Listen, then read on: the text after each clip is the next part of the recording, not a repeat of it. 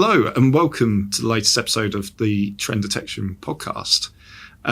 Here we are today in the Manchester studio, in the Manchester office, and I'm joined today by my colleague Jordan, who I've never personally interviewed before. I know a few of my other colleagues have, but I'm really delighted to talk to you today. Yeah, thanks for having me.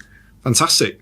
And today we're talking about another really cool topic, and a topic we probably haven't covered in lots of depth. But it's about successful predictive maintenance deployments. And the reason why you're the perfect person to talk to, Jordan, is because you're involved in so many of these. Yeah, for sure. Both good, bad, and ugly, let's say as well.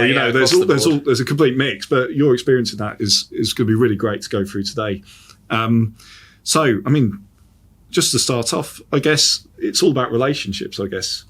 Everything starts with relationships, building those relationships early. So when you have a new deployment and a new customer you're speaking to, so where do you start with that, when you haven't met before, and you're sort of laying the groundwork of that? Yeah, well, for sure. I mean, it comes in a couple of stages, right? We need to be talking to the maintenance team and we need to be talking to the management team. And the way that we deal with that is very different for both sides. But the first thing you want to establish really is kind of where the projects come from, right? So is it from pushing from the management team? Is it push from the maintenance team? And where do those guys align with each other? Because sometimes, someone in management might just look and say, okay, this seems like a great opportunity. You guys do that. And then the maintenance team will have only just heard about it and be like, whoa, what's going on? And they kind of, you need to explain to them what's happening here. And you're not just, coming in to, I don't know, take their job or, make their life harder, because that's really, that's not what we're here for. We're here to make things easier for both sides. And sometimes, the maintenance team might have been pushing for something like this so that they can, reduce the amount of time they have to spend monitoring their machines, their assets. And the management team might have just said, that sounds good. And they don't fully understand exactly what it is that we're doing here with Senseye.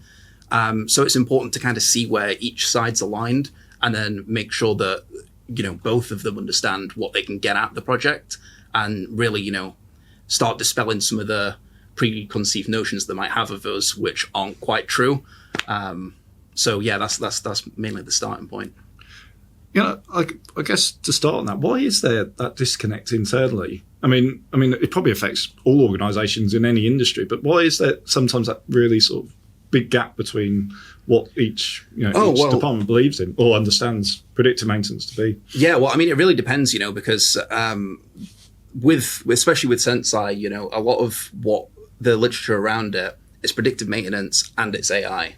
And so people will read things like AI and predictive maintenance, and they'll take these as, the buzzwords that they are, and they'll add their own meanings of it. Because sometimes people's only experience with AI, for example, is, ChatGPT.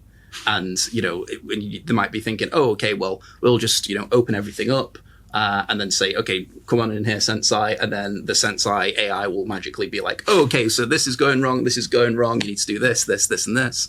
And, it doesn't quite work like that. There's a lot of expertise needed behind the scenes. There's a lot of setup that's required. So, that's one of the main misconceptions that we see there. And then on the similar vein on the maintenance team, this might be something that they've not considered before. This might be something that's entirely new to them. And they might just, work with, say, a planned maintenance cycle. And there might be tons of things going on down there that requires their attention. They might need to be managing other teams, might be in other lines. Sometimes when we talk to customers, you get the impression that everything they need to do is in one hall and it's all side by side.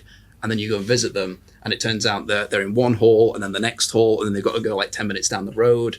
And, when you're trying to incorporate new things in that kind of environment, it's quite tricky, especially when you've already kind of got this plan out, which fits in with your movements around the factory, what you need to do in a day, all those tasks. So that can be where that disconnect is on the maintenance side. And that's why it's kind of quite important to make sure that coming into this, both sides are aligned with what it is that they want to get out of it, what we can provide out of the project, and what is required to actually make the project work. Because if, you're 3-4 months down the line and then that gets discovered, you kind of run into some problems because all of a sudden people realize, oh, okay, well, this requires more effort. We haven't done this, we haven't done that. These other assets would be better to be onboarded. There's a lot of factors that it's important to make sure we get right at the beginning. Yeah, so it's really about like trying to understand, I guess, some of the some of the really specific operational challenges and goals. Yes. Them as an organisation, so not this pocket of people, not these pocket of people, but sort of collectively and talking to them and trying to understand that right at the start of the project. That's the important part. Yeah, exactly. Because if, like I say, if that isn't discovered until further down the line, you might discover there's there's some key people involved. Say there might be some people in IT that the maintenance team's never even thought to include, but they're actually vital for some of the integrations that we'd need to do. And then we could have had that integration moving forward 2 months ago, and the project could have been brought forward essentially 2 months, right? And so this is why we make sure everybody's aligned to begin with. And we've got processes within the delivery team to make sure that is happening. Yeah. And so that is one of the first few stages that we do. And although we do have a standardized way of doing the deployments, this is the stages we move through, because in our experience we found it's the best way to get everybody on the same page moving forward. It's also important to recognize that all the deployments are unique, and each one's going to have unique challenges that's going to require your attention. Yes. Just to segue into that, so what you talk about here is the Sensei Knowledge Platform, which is this sort of step-by-step approach. So how do you sort of counterbalance that between individual client needs and this approach to deploying predictive maintenance at scale? How do you sort of balance those two out? It must be tricky sometimes. Oh yeah, definitely. I mean, it's a good question. It's quite a tricky process to go through, and it comes with experience with working with different clients, because when you see the methods we go through, especially if you were new to this, it'd be quite tempting to say like, oh, okay, we do this, and then we do this, and then we do this, and then we do this. And although things are structured in a way that you do have a structure, when you have had that experience of talking to different customers in different countries, in different factories, in different organizations, they'll work in different ways. You discover that, the way that organizations work might differ. So you need to have different parts of the project, having a bigger focus at different times. So, for example, if you come in and you're talking to them and you realize quite quickly that, the data connectivity might not be there, or the format of the data might not be there, you need to start working on that connectivity very, very early. If you do come in and you discover that, say, they're already going through some Siemens devices, like, say, an edge device, and everything's already formatted really nicely, and you go in and they're already showing you the graphs of the data, you can say, well, okay, it's looking like this is going to take a lot less time than we'd be thinking initially, which is great, obviously, for us. It means that you can have that more focus on the scoping of the assets and talking to the maintenance team and getting them involved. And then the connectivity can kind of just come on the side. Whereas if you come in at the beginning and you find that, there's going to need to be a custom integration, they have their data files in a more strange format, we'll say, you're going to need to start that process early, get involved with, say, the IT team, and decide how you're going to move forward with that. Because sometimes, it takes a lot of time and a lot of work to do that part. And I think we started the conversation talking about sort of misconceptions and things. Is there sometimes a misconception from the client side? Sometimes, like, you might ask them questions about data and, other things. They're like, oh, yeah, no, it's all, we've got the data and we've got the connectivity and stuff. And then when you go in, it's slightly different. Because there must be a lot of that, miscommunication or just misunderstanding, is it? Or lack of education on the topic? Yeah, well, I think it's just a misunderstanding of, how AI can work. And this is kind of what I was saying at the beginning, right? Where people kind of see AI as this, almost like magical entity which can solve all of your problems. And it is powerful, it's good. It can really, really help you out. But you need to have that knowledge built up behind it. And how I always like to describe it, is like an AI is kind of like a mini human, If you showed a kid something for the first time and you give them no context of what it is, they're probably like, what's that? And it's the same with AI, if you just show it a load of data, it looks at that and it goes, what is this? So it's important to provide that context. And the other way I like to describe this as well is each AI needs to have a standardized way that it sees the data, right? And that, in kind of simple terms, is like saying, if your AI only understands English, you need to provide the data in English. Because if you are saying, oh, well, our data is great, but it's all stored in Spanish, and then the AI is going to look at that and be like, well, what's this? I can't read this. And, obviously it's not actually between the language, but this is how the AI is seeing this, with just the data being stored in different formats. And so it's important to make sure that that's almost, as simple as possible for the AI to understand, because the more you make the AI understand, the more insights it can give you, And then you, as the maintenance team, even as someone in the management team coming to look at this, and I'll talk about this a bit later on, I think, with Copilot, they can engage with these AI within the app, which is going to help them have insight into their process, which, maybe when they're talking to the maintenance teams normally, the maintenance teams are, quite in depth with their explanations of things. And talking to management, the management probably knows what's going on, the manufacturing, whatever, but they might not know the ins and outs of things. That's what the engineers are there for. Yeah, of course. So using AI and having the AI have that understanding can help, break that down in, a much more high level view, so that people, say in management, externally on the board, different key stakeholders, they can actually understand what's going on in a much easier way, compared to, say, the engineering level. And I was just going to comment on, the AI topic as well, because it's this interesting analogy. I've said this on podcasts in the past about how you don't need to understand, like for an iPhone, you don't need to understand the technology underneath. Yes, yeah. What's happening in the iPhone is just like, it's cool, it works, it does all this cool stuff. But is there often too much of a focus from client side sometimes on, it's AI, how does it work? What what algorithms do you have, and all this kind of, too much focus on that rather than, well, let's think about the the outcomes you want to achieve. Is it hard to shift focus away from the cool AI bit? Yeah, I mean, it's quite a nice selling point, really, because it does get people excited. Yeah, people see it and they're like, okay, yeah, this is kind of the future. I mean, it is a shame sometimes when you've kind of got to almost pull back the curtain. It's like a magic trick. You got to pull back the curtain and show how it works, and it's when you're setting things up and going into that level, it's not quite as glamorous as it is as looking at the iPhone. Looking at whatever's inside is a bit more tricky and a bit more dull, say, or what the marketing says. Than what the marketing says, right? Exactly. Yeah.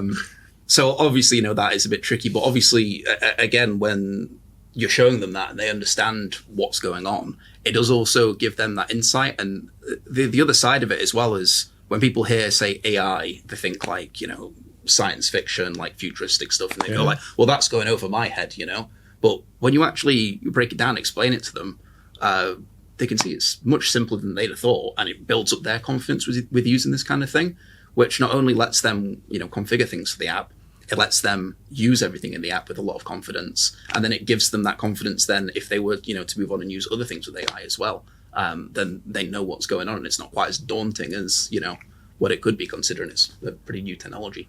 And that's true. And that's one of the questions I was going to ask you today. And I think you've sort of covered it. So you mentioned your analogy, for describing sort of AI earlier. But maybe you could sort of summarize, when you have to, explain some of these concepts, in a really basic level to someone like me, I'm going to say, where you have to break it down like that. How, what are the challenges in sort of doing that? I guess what we're talking about is non-technical people within an organization. Yeah.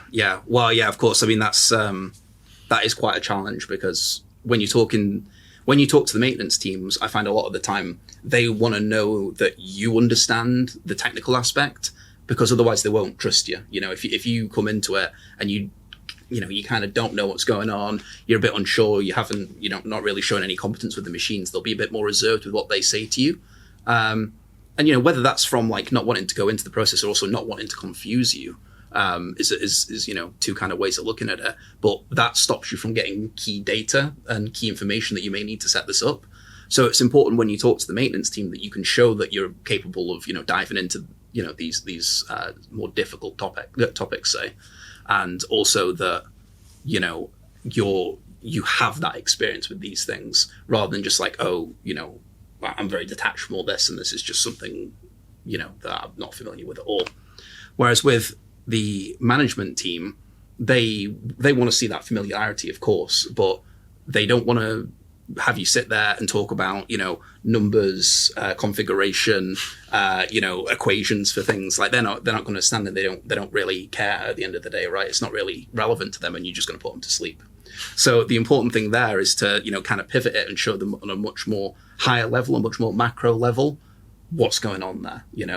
The outcomes is what I tend to focus on. So when we set things up in Sensei, we look at cases mainly. So we'll be monitoring, say, thousands of assets, and we might have 10 to 20 cases, which is what the maintenance team actually needs to go and investigate. And so when I speak to the management teams, I'll pull out these cases and I'll explain what's going on. And now actually we have AI integration within those cases, which will provide suggestions of what's going on and potential outcomes, which is great because then that's a really nice introduction to on the higher level as to where the AI is, what it does, and helps with the explanations of these cases, right? That's interesting. Has the sort of Gen AI technology in Sensei now, so the summarization of cases and now the interactive copilot, has that made it easier to explain to them? Oh yeah, definitely. I would say it made it, because it's not just talking about AI and the concepts. It's like, well, this is a much easier explanation. It's here. You can play with it. You can interact with it. Has that made it easier? Oh yeah, definitely. I mean, in the past when we've always had AI within Sensei, but before that AI was quite in the background, analyzing the data, helping to provide cases, and it didn't really give any commentary on that cases. And now that we use Copilot, you can kind of think of it as almost like we have two AIs, one that's in the back end, analyzing the data, learning what's going on there, and one that's almost like on the front end, which is looking at the outcomes from that data and providing insight based on feedback. And that's great because when you say, oh, there's a hidden AI here, which is, giving us insight on these things, people are like, well, where is it? I can't see it. And it kind of almost reinforces those misconceptions, right? Yeah. But when we've got this, Copilot integration, which is showing, oh, this could be the issue here. This is what you're seeing here. I'd recommend you do these actions. They can tangibly see, oh, okay, well, that's quite simple. And the other thing that's really nice within that is it links to previous cases. So as you're giving it feedback as a maintenance team and saying, oh, okay, so if it's, you've got this trend upwards here, it means this, and usually we fix it with this. The next time you see it, it will suggest maybe do those things to fix it. Yeah. And the great thing about that also is not only does that help, say, higher level management look at that and say, okay, I understand what's going on. It means that if you've got someone like one person on the site, which is an absolute expert in all of these machines, and then you've got a load of other people on the team who maybe just work on one or two of the machines, they don't know everything about all of them. If that guy who monitors everything is off, it means that since he's been providing this feedback, somebody that hasn't really touched that specific machine, but has worked with other similar machines, can look at it and go, oh, okay, so I should probably go and look at this, this, and this, and they can go through their checks and see, yeah, okay, I've got a starting point, rather than being like, okay, we're going to have to wait. Maybe a breakdown gets closer. Maybe one happens that could have been avoided. Mm. So, I mean, what you're talking at this stage, it's about capturing knowledge, which ordinarily would have been lost. If someone's ill, or if they leave the business, more of a permanent thing, that knowledge goes with them. But like I say, using a tool like Sensei and the Copilot, it means you're consistently feeding it that information and then helping not just yourself or even team members in your plant. You could be helping people with a similar, the similar machine the other side of the world potentially. If you've got if you're a company with a factory in two different countries, you can share that information. If something goes wrong, that will and you provide feedback on how to fix that. If the same thing starts happening in another factory in a different country, the engineers there can look at that as well and say, oh wow, okay, well maybe I wouldn't have thought of that. This could be something we go and investigate. So I guess with all this sort of cool stuff, Gen AI, Copilot stuff in mind, but you must still see some resistance sometimes, within organisations. And of course, I don't think it's any department or any particular individuals who do it, or maybe you could tell me. But so how do you sort of deal with that when there is sort of a resistance to change, even though they're looking at predictive maintenance, but that doesn't necessarily mean they're 100% bought into it. Yeah, necessarily, which is a bit of a confusing thing in itself, actually. So maybe you could unpack that. Yeah, of course, a little bit as well. Yeah. So I mean, things like that can come from many different causes and kind of manifest in many different ways. A key one I see quite a lot is, say, the management team brings something in and the maintenance team isn't bought in, or the maintenance team brings it in and the management team's not bought in. And usually that's not really the fault of anything external, but it could just be clashes that they have from previous projects, say, that bleeds over. And I've seen that a couple of times going both ways. And so it's quite tricky sometimes because of that, say, internal disconnect.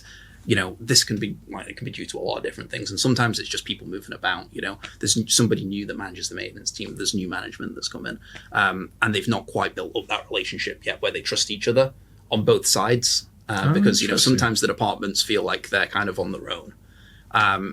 And although we come in and we're there to, deploy Sensei, it's important that you understand those relationships and how they deal with each other. And sometimes doing a project like this, where it requires input from both sides, kind of brings them closer together and allows them to work more closely. Because sometimes they might not have had that, say, intimacy of both sides of them on the project. It might just be the case where management says, here's a new thing to use, and then they use that. And then maybe they have feedback, maybe they don't. Maybe it's just something that management likes. Maybe it's something that they've implemented on the factory floor, but they can't really explain that to the management. So it's just, you see it's very separate. Whereas with Sensei, it's something that both sides need to be involved in actively to actually make this work. And by doing that, they give feedback to the app, which also gives feedback to each other. And I feel like it kind of builds up that trust with both sides of the factory together, and then also with us, which is great, because having Sensei work well is all about feedback, both to the app and to us. We can change things, but only if we know what's going wrong. Yeah. And this is an interesting point, actually, that maybe I'll jump into a little bit, is what I have experienced a couple of times is maintenance teams not wanting to tell me that something in Sensei isn't good for them. Like it might pick up a detection that, it might say there's a detection, and that's not actually a detection. That's just, a normal operating condition. And they might be thinking, oh, well, I don't want to tell them that it doesn't work. I don't want them to feel bad. But it's like, if I know, I can tweak it and I can fix it. And I've seen that a couple of times, and they've been like, oh yeah, I'm really sorry to tell you this, but da-da-da. And I was like, oh, that happened a few weeks ago though. And they're like, yeah, well, I didn't really want to say anything. And then I'm like, well, no, tell me, because it's all about feedback. And after getting through, say, those initial little bumps of things like that, then they go, oh, wow, okay, so they'll actually, these guys at Sensei will take,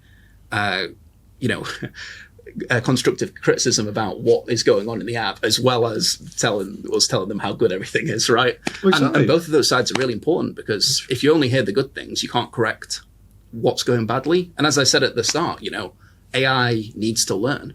So if you only tell it the things that are good and nothing about the bad stuff it's doing, how can it correct that? No, and it comes back again what you said at the beginning, Jordan, about relationships. And relationships, we could say, takes time, so it's not like an immediate thing. And another word, I guess, for it is collaboration. So between from what you're saying, sometimes it's like you're bringing together almost like, I don't want to describe it as like the glue that brings together different parts of the organisation together to let's focus on this project together. But maybe you could talk a little bit more about the role of sort of Siemens and your role in sort of bringing those parties together for a successful collaboration and project. Yeah, sure. Yeah, I mean, yeah, like you're saying it. I hate to say that we're coming here as almost like a therapist to repair the insides of the companies. I'm not saying that's the case at all. No. But I'm just saying it's a unique opportunity for lots of different departments to be able to collaborate on this. Yeah, because even at a technical level, you're looking at, say, IT and maintenance teams, and then maybe some technical specialists as well.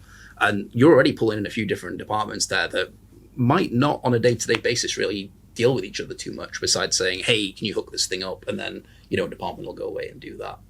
So having all these people pulled together and working on something, it might be quite a rare occurrence that actually occurs on these projects, because a lot of solutions, say even other predictive maintenance solutions, will just have a model and they'll say, give us the data that you have, we'll put it into our model and we'll give you the best detections we can.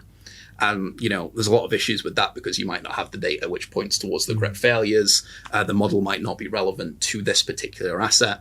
There might have been changes from default variables and things like this. And when we have that set up, it might just pull in one department, or they might just have a task here and a task there. But by bringing everybody in, it kind of starts that collaboration, and then we're involved in the collaboration as well, which makes having the relationship, very important, but also helps to build that relationship, because you're talking to a lot of people and kind of nurturing that environment where people can give that feedback.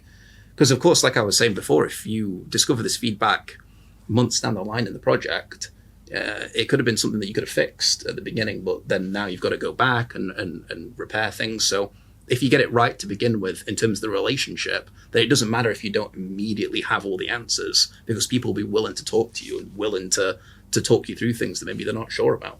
Yeah, and it's about working together to, I don't know if it sounds cheesy to say, but like working together to find solutions to the problem if you keep them to yourself. But you're right, that sort of thing takes time to nurture and build trust, I guess, naturally, like any relationship like that. I thought it'd be good actually to talk about, client deployments from your perspective? You've done many, and you're obviously involved in a lot currently.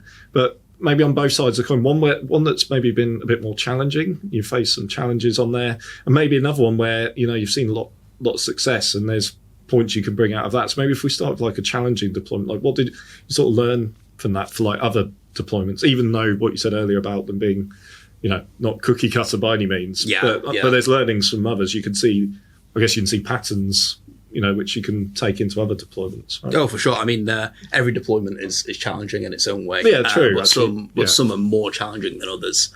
And sometimes, you really do come across. There's always issues that kind of, rear themselves, whether that's, say, connectivity problems, whether that's, collaboration between the departments issues, whether it's data issues, whether it's lack of sensors, whether it's just, like we were saying before, misconceptions about the app, about predictive maintenance, about AI. And sometimes you get projects where all of these issues will raise up at different intervals throughout the project, and you see them all. And I've seen that on one or two projects, which have been a lot more difficult, and they do require a lot more kind of care to navigate those, especially then typically when you have those issues arising. It'll also be projects where you might have less people in the departments, and so there's less time for them to invest in this and understand what's going on. The management might be changing quite a lot, and that kind of alters the scope and people's understanding of what we can and can't do. And they might be concerned about how much time people are spending, but really they have to spend a lot of time at the beginning, and then as they go through the process, the amount of time they spend comes right down, and it will actually save them time. So I've seen a few projects like that, mainly with say automotive projects, but just because there's a lot more, or in my experience anyway, there's a lot more rigidity in how they already work, which means it's quite difficult when they want to branch out, but their expertise is very much in one particular area and is a lot more planned.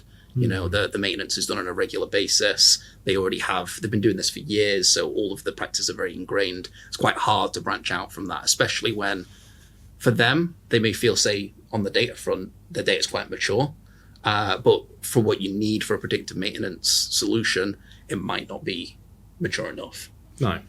Exactly. So that's kind of the bad side, right? But but just to sort of interject on there, so one of the things just to call out from there is about sort of this engagement, because we know to actually get the deployment up and running takes some time. But how do you keep sort of all the various stakeholders sort of engaged in the project and focused when, of course, predictive maintenance projects probably only one part of their day-to-day. Yes, clearly only part. Oh, well, they're very busy. Of course, stuff going on. So it's challenging in itself. But how do you sort of manage that with the customer? Yeah, so I mean, the main ways we do that is we try and keep everybody engaged at the same time. I mean, not at all times at the same time, but keep them all involved in the project, right? We don't want management teams turning up to weekly meetings where we're talking about technical stuff, because they'll be like, why am I here? This is really boring. I don't understand this. And we don't need to run through every single thing with every single member of the team. We don't need to keep bringing IT into maintenance challenges. We don't need to keep bringing maintenance people into IT challenges. So it's important that we have separate meetings with these different members of the team. We keep them reasonably short so that it's not taking up tons of their time, and we have them at more appropriate intervals. So, for example, with maintenance teams, we tend to speak to them about once a week, because they like to see that there's progress happening there. And it means that I can demo what's already in the app, with the potential of where we're going, what the scope is for, say, the next 2-3 weeks, and what we need from them. And then they can schedule that in. And then from the management side, we usually have a steering meeting every month, where we can say on a much bigger basis, since the last time we'd seen you, this is where we were at, and now this is where we're at. And at the beginning of the projects, what we tend to do as well is show them a demo of almost like a fully completed massive organization, and as like this is what you could have, right? And so it's really nice, I think, for them to see when we first start out, they just have a blank slate. And then as it goes through, you start to see the assets appearing and the data appearing, and then they start to be configured, and then you see some AI feedback. And all of this is, kind of a moving process. And with those monthly meetings, it's been enough time between there that they can actually see the tangible difference, which I think is great, and it helps keep them invested in the project. Yeah. I mean, again, it sort of overlaps with some of the things we talked about before, which is sort of different stakeholders require different, information points, different check-in points.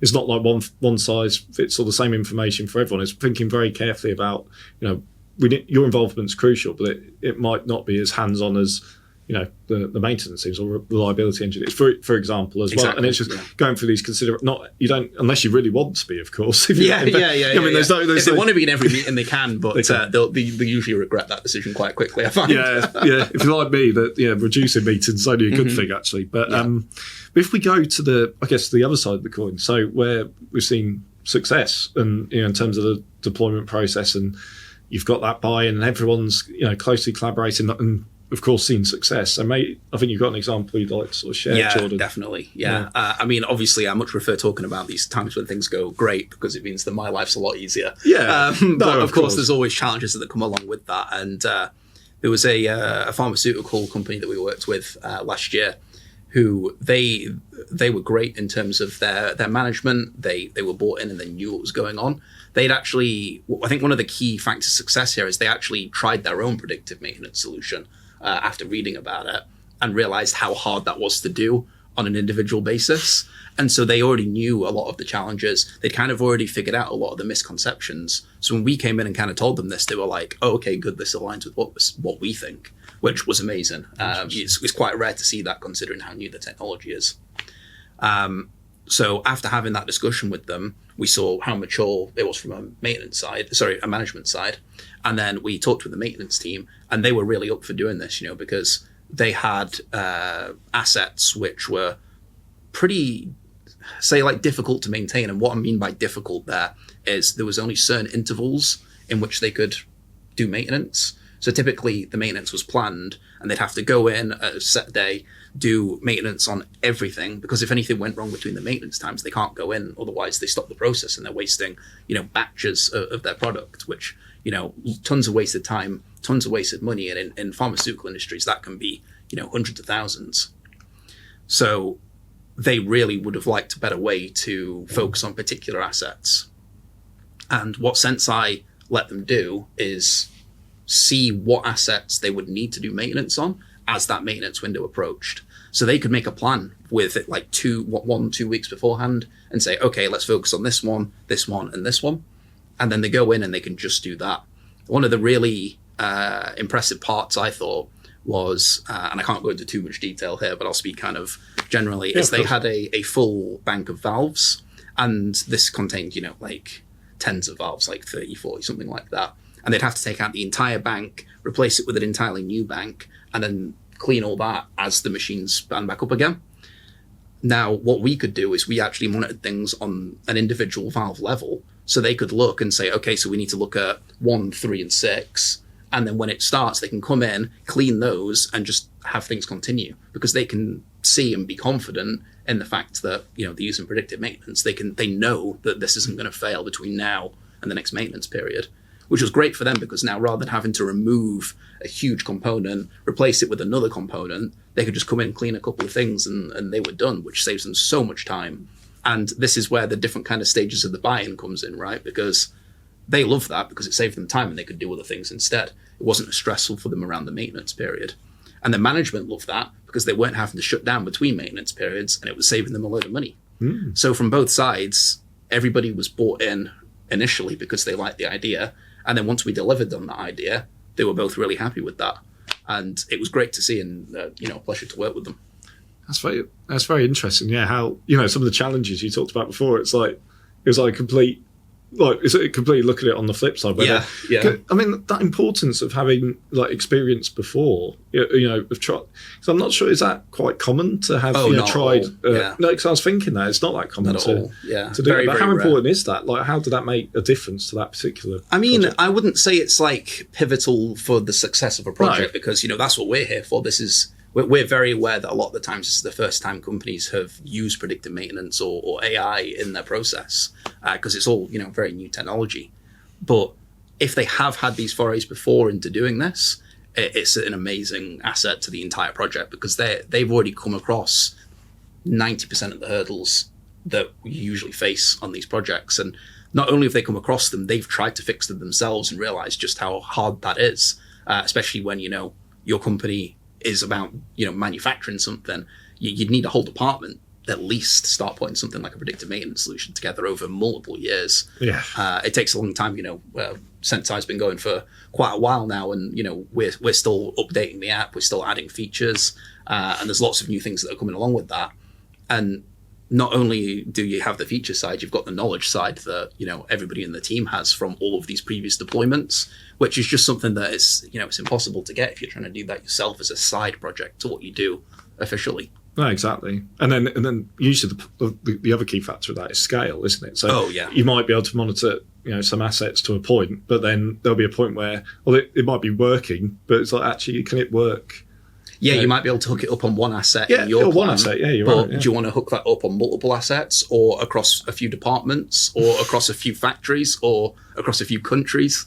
Like, as soon as you start trying to do this at any kind of scale, it rapidly becomes very difficult. Yeah, and that's exactly what, and a part of predictive maintenance that's often, because we talked, unplanned downtime, maintenance seems more productive, but that key element that's, especially with the co-pilots and Gen AI, this knowledge sharing, capturing knowledge, sharing knowledge. And I mean, that feeds into all that other stuff, but that's almost like an emerging. I think I've spoken to one of our colleagues, Tom, about this on the podcast, about thinking beyond some of the typical sort of outcomes. He talked about like health and safety as he spoke to a customer about health and safety. I mean, that's priceless, obviously. I mean, that's above everything, but is that another thing? Like you're trying to, customers think beyond maybe just downtime. Because downtime is important, but do you see what I mean? It's important to think beyond downtime. Well, I think 100%. And one of the great things that we are developing at the moment with Sensei is our knowledge tab, which feeds into the Copilot AI to help provide that insight.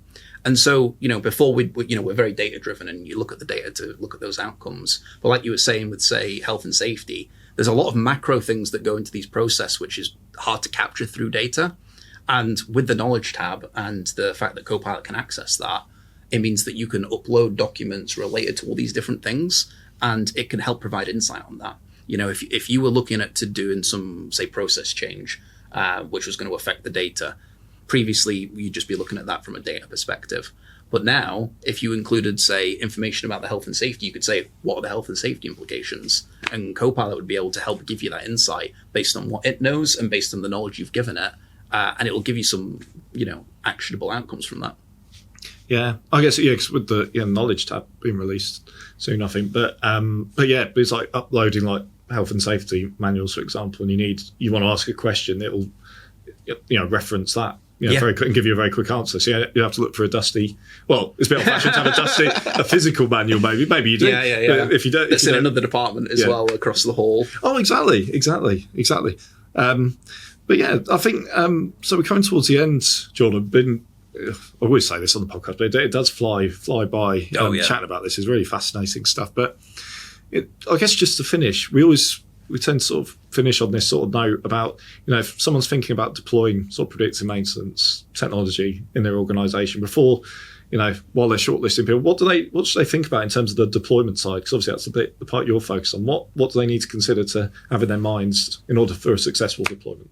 I'd say, we are here to help with a lot of that. So we'll be able to help give a lot of insight into these things. So don't think, from what I was saying before, that you need to have an intimate knowledge of everything that's going on with predictive maintenance. The main thing that, we'd love to see coming into a project is a good level of data maturity, so that things are actually captured in a time series format, which has the capacity to be manipulated into R format and then sent. Because the connectivity, got to say, is one of the hardest parts. And it's something that people quite neglect because, even as I said at the beginning, you've got maintenance teams and management, but sometimes the maintenance teams aren't the ones keeping an eye on the data. It's an IT team, which people might not think to bring in a predictive maintenance deployment. It's like if you're doing planned maintenance as a maintenance team, you don't necessarily bring in IT. And so that kind of thought process gets extended to predictive maintenance, and then you're almost missing a key component. So making sure that you have that collaboration and at least the capacity to make those changes there goes a long way in making sure that these deployments go well. because misconceptions, we can talk through that. Explaining how things work, good ways to analyze data, working with AI. This is all stuff that comes along with the project.